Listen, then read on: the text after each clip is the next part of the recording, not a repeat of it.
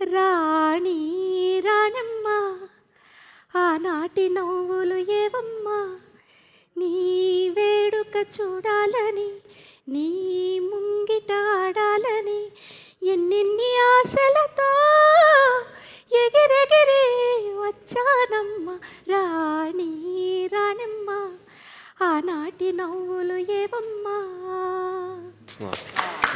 ఇల్లూరి నెరజానా నీ కుంకుమల్లె మారిపోనా నువ్వు తానమాడు పసుపులాగా నన్ను కొంచెం పోసుకోవే నీ అందెలకు మువ్వలాగా నన్ను కొంచెం దాచుకోవే.